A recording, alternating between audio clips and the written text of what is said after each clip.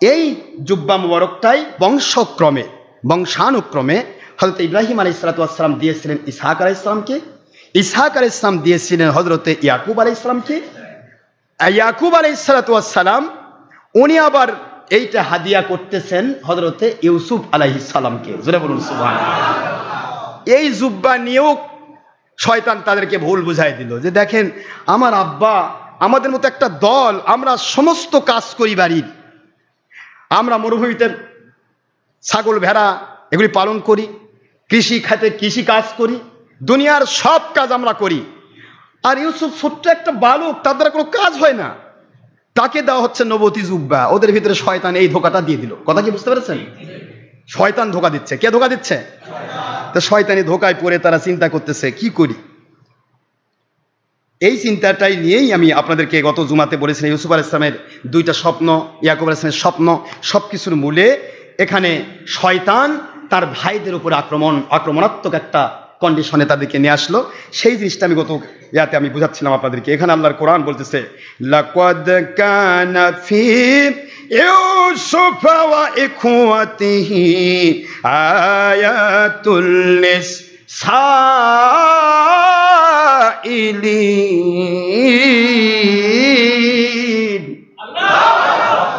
আল্লাহ বলতেছেন যে এই যে জিজ্ঞাসাকারীরা আপনাকে জিজ্ঞাসা করছে নবী, এই ইউসুফ আলাইহিস সালামের ঘটনার মধ্যে তাদের জন্য অসংখ্য শিক্ষা রয়ে গেছে। সুবহানাল্লাহ বলবেন না?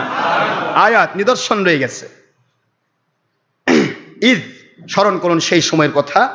ক্বালু ইদ ক্বালু লা ইউসুফ ওয়া আখুহু, তারা বলতেছিল ঈদ যখন, বন্ধু স্মরণ করুন সেই সময়ের কথা। ক্বালু, ওই সমস্ত ভাইরা, কারা? 10 ভাই, নাম বলেছি না আপনাদের? 10 ভাইয়ের একজন হলেন ইয়াহুদা। নাম কি? ইয়াহুদা, রুবিল, শামুন, তারপরে আপনার লাওয়া, জাবলুন, ইয়াসজার, আসাকির, মতান্তরে আসাকির, তারপরে দান, নাফতালি, জাদ এবং আশার। এই 10 ভাই, এই 10 ভাইকে বলা হলো কলু। তারা বলতেছে, এই 10 ভাই বলতেছে লা ইউসুফ, অবশ্যই হযরত ইউসুফ আলাইহিস সালাম, ওয়া আখুহু, এবং তার ছোট ভাই বিনয়ামিন, বলেছি না সহোদর, ছোট ভাই বিনয়ামিন, আহাব্বু ইলা আবিনা মিন্না ওয়া নাহনু উসবাতুন ইন্না আবানা লাফি দালালিম মুবিন।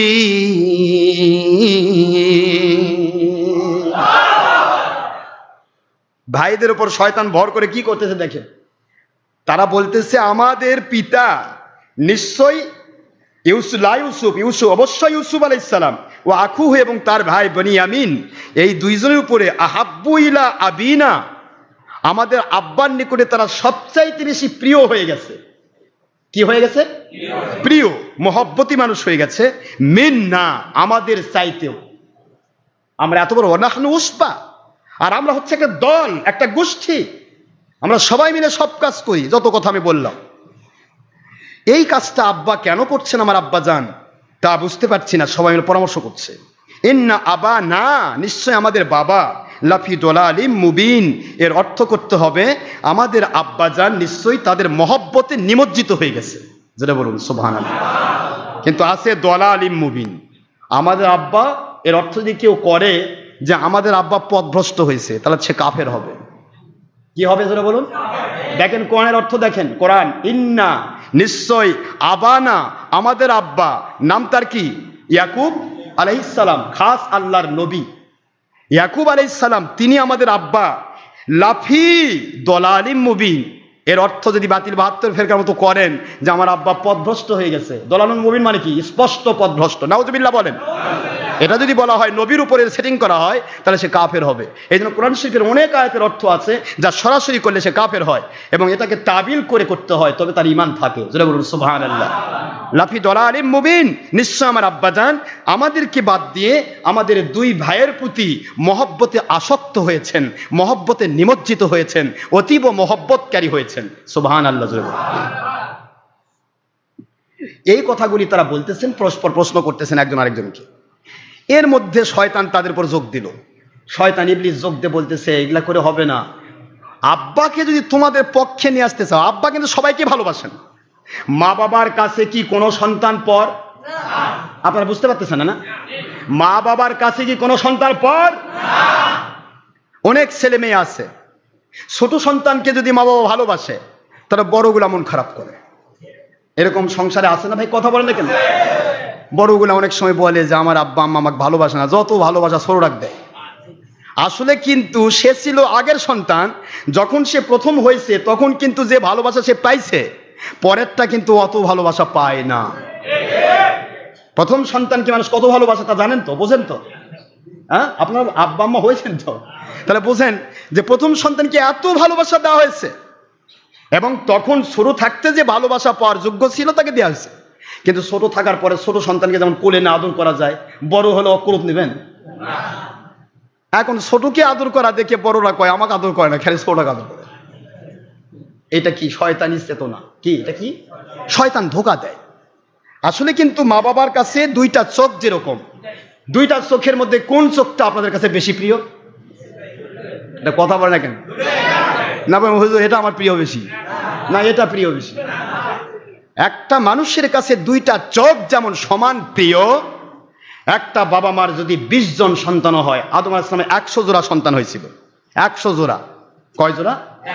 100 জোড়ার 200 সন্তান। এই 100 জোড়া সন্তানও ছিল আদম আলাইহিস সালাম আর হাওয়ার কাছে দুই চোখের মতোই সমান। কিন্তু সবাই কি একই রকম মনে করছে? হাবিল কাবিলের ঘটনা বোঝেন না? যাক, আমি তো ওদিকে যাচ্ছি, সময় নেই। প্রশ্ন হলো যে এখনো বর্তমানে আমি সন্তানদেরকে বলছি, যাদের সংসারে 5 জন 7 জন 10 জন বা 2 জন সন্তান আছে, ছোটদেরকে স্নেহ করলে বড়রা কখনোই মন খারাপ করা যাবে না। কারণ যখন তুমি ছোট ছিলে তখন তোমার ছোটটাক যে আদর করা হচ্ছে তার চাইতে বেশি আদর তুমি পেয়েছো, তার চাইতে বেশি খাবার তুমি খেয়েছো। কিন্তু এখন তুমি সেটা চক্ষুশূল হওয়া যাবে না। এই যে হযরত ইউসুফ আলাইহিস সালামের ভাইদের উপরে শয়তান ভর করে এইটাই করালেন। নবুয়ত কি সবাইকে আল্লাহ দেন? নবুয়ত আল্লাহ দান করছেন ইউসুফ আলাইহিস সালামকে, আর ইনারা বলতেছে আমাদের না দিয়ে ওনাকে দেওয়া হলো কেন? এটা কি সঠিক হলো? সঠিক হলো না। আর নবুয়ত যে নবী পাবে সেই ব্যক্তির প্রতি, সেই নবীর প্রতি তার মা বাবার শ্রদ্ধাটা স্বাভাবিকতার দাবিতে বেশি হবে না কম হবে? স্বাভাবিকতার দাবিতে বেশি হবে। তাকে চোখের আড়ালে রাখবে, চোখের সামনে রাখবে, চোখের আড়াল হতে দেবে না, বিভিন্ন দিক থেকে গুরুত্ব দেবে। এই গুরুত্বটাই দিয়েছিলেন হযরতে ইয়াকুব আলাইহিস সালাম ইউসুফ আলাইহিস সালামকে। জোরে বলুন সুবহানাল্লাহ। আর এই গুরুত্বটাই শয়তান বড় করে দেখাইছিল। আমি আপনাদেরকে আগে বলিনি, শয়তান তিলকে তাল করে দেখায়, তালকে কাঁঠাল বানায়, কাঁঠালকে ডোল বানায়, এইভাবে করে বিশাল বড় করে দেখায়। শয়তান আপনাকে কলুর বড়দের মতো খাটায় নেবে। ও ছোট্ট একটা কাম করবে, মাঝখানে বিভিন্ন কাজ করায় আপনাকে একবারে দুনিয়াতেও বেঈমান বানাবে, মানুষের কাছে লজ্জিত বানাবে, জাহান্নামে নিয়ে যাবে। নাউজুবিল্লাহ পড়বেন না? শয়তান কিন্তু চুপ করে থাকবে না। আপনি আল্লাহর সন্তুষ্টি পাবেন আর শয়তান চুপ করে বসে থাকবে, এটা হতে পারে না। শয়তান ধোঁকা দিল। এবার বলতেছে, ইয়াহুদা বলতেছে বড়টা, নিকতুলু ইউসুফা বিতরাহুহু আরদান ইয়াখলু লাকুম ওয়াজহু আবিকুম ওয়া তাকুনু মিন বাদিহি কওমান সালিহিন।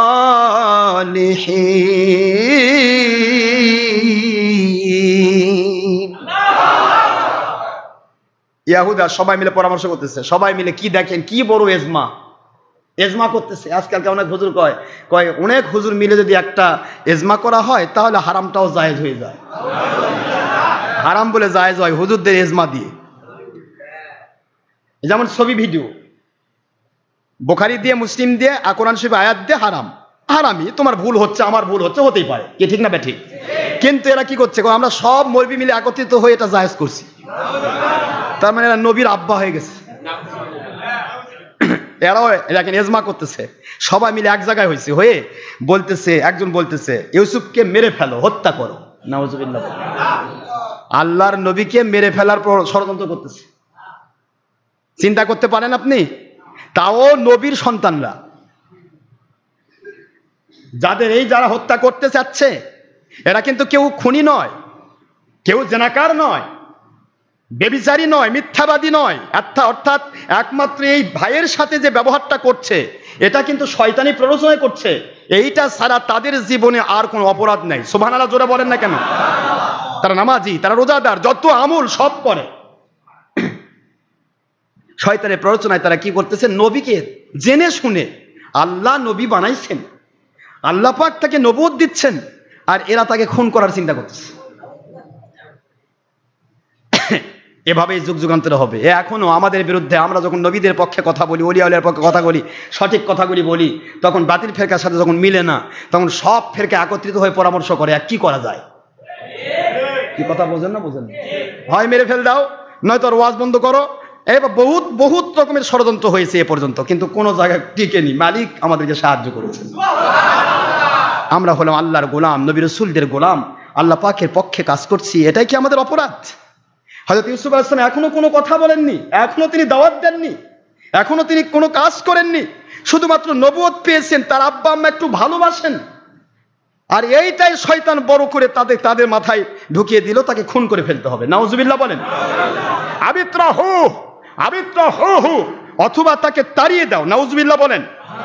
অথবা এখানে কি করো, একবারে তাদেরকে কোথাও অন্য জমিনে ফেলে দাও। তাহলে কি হবে? আরদন, অন্য কোন জমিনে ফেলে দাও। ইয়াখলু লাকুম, তোমাদের দিকে নিবিষ্ট হবে। ওয়াজহু আবিকুম, তোমাদের বাবার দৃষ্টি, তোমার বাবার দৃষ্টি সে কেড়ে নিয়েছে, সকল মহব্বত কেড়ে নিয়েছে, এই দৃষ্টিটা তোমাদের দিকে নিবদ্ধিত হবে। ওয়া তাকুনু মিন বাদিহি, এখানে কেউ কেউ বলতেছে, আচ্ছা আমার ভাইকে মেরে ফেলবে, মেরে ফেলার পরে যে গুনাহ হবে, এই গুনাহ থেকে কি করবা? কয় তওবা করে নিব। দেখছেন, ও তাকুনু মিন বাদিহি কওমান সলিহিন, এরপর আমরা সবাই তওবা করে সাচ্চা মানুষ হয়ে যাব, আব্বার নিকটে থাকবো, কোনোদিন আর গুনাহ করব না। নবীকে খুন করে তওবা করবে। নাউজুবিল্লাহ পড়েন না জোরে? এরকম গুনাহগার এখনো আছে না নাই? কয় ভাই গুনাহ টুনা করে নি, তারপর থেকে তওবা করি। দেখেন, এখান থেকে আমি শিক্ষা দিব আপনাদেরকে। ইউসুফ আলাইহিস সালামের ভাইয়েরা 40 বছর তারা তওবা সুযোগ পায়নি। সুবহানাল্লাহ জোরে বলেন।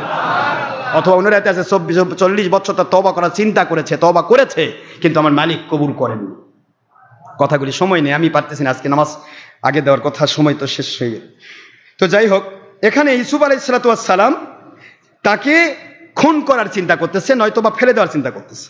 এখানে একজন লাকুমধু, এই নেককার হওয়ার একটা প্রবণতা, একটা মিথ্যা আশ্বাস শয়তান তাদেরকে দিচ্ছে যে আমরা পরে নেককার হব, মানে একবার জাহান্নামের আগুনে ঝাঁপ দিব, তারপরে আমরা বাঁচবো। আরে আগুনে পরে তো মরেই গেলি বেটা, বাঁচবি কখন? তওবা করার সুযোগটা তো হতে হবে। তওবা করার সুযোগ যদি না হয়, ক্বালা কাইলুম মিনহুম লা তাকতুলু ইউসুফা ওয়া আলকুহু ফি গায়াবাতিল জুব্বি ইয়ালতাকিতুহু বা'দুস সাইয়ারাতি ইন কুনতুম ফাইলিন।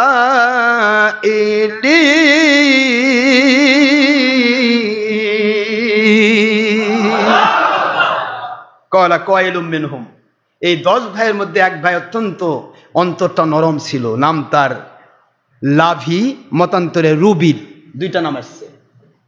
এই দ্বিতীয় ভাই অর্থাৎ ইয়াহুদার পরেরটা, কথা বুঝতেছেন আপনারা? এই ভাইটা শক্তিশালী ছিল, খুব শক্তিশালী। ইয়াহুদাও তাকে ভয় পায়, যে ইউসুফ আলাইহিস সালামকে খুন করতে চাচ্ছে, সেই ইয়াহুদাও কাকে ভয় পায়? এই রুবিলকে ভয় পায়। খুব ভালো করে খেয়াল করেন, যে কোনো জায়গাতে আপনার বিরুদ্ধাচারণ হবে, আপনাকে কারো হাত পাও ধরা লাগবে না, ওই বিরুদ্ধাচারণকারীদের মধ্য থেকে এক বীরকে আল্লাহ পাক আপনার পক্ষে বানায়া তাদের কাবু করবেন। এগুলি মালিক শিক্ষা দিচ্ছেন।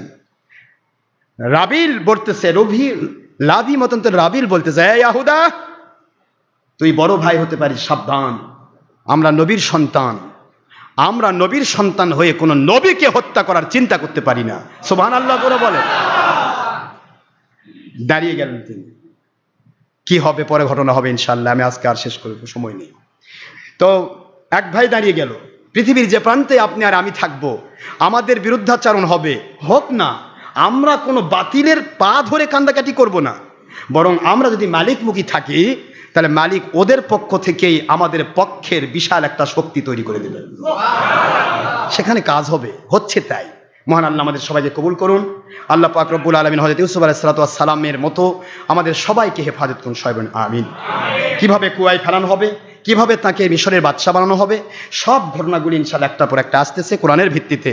এবং এগুলা প্রত্যেকটার ভিতরে কি কি শিক্ষা আছে আপনার আমার জন্য একটু একটু করে হলো আমি টাচ দিয়ে যাওয়ার চেষ্টা পাবো। এটা হলো আজকে তৃতীয় দিন, জুলেখা এবং ইউসুফ আলাইহিস সালামের ঘটনা থেকে শিক্ষা নম্বর 3, আজকে 3 নম্বর শিক্ষা ইন্টারনেটে গেল। এবং এইটা আপনারা সার্চ করে নিতে পারেন, ডক্টর আশরাফ সিদ্দিকী ওয়াজ বগুড়া অথবা ডক্টর আশরাফ সিদ্দিকী সুন্নি ওয়াজ বগুড়া অথবা সুন্নি ওয়াজ বগুড়া, যে কোনো ইয়াতে সার্চ করে ইনশাআল্লাহ আমাদের প্রত্যেকটা ওয়াজ আপনাদের হাতের তালুতে ছবি ভিডিও মুক্তভাবে আমাদের ওয়াজগুলি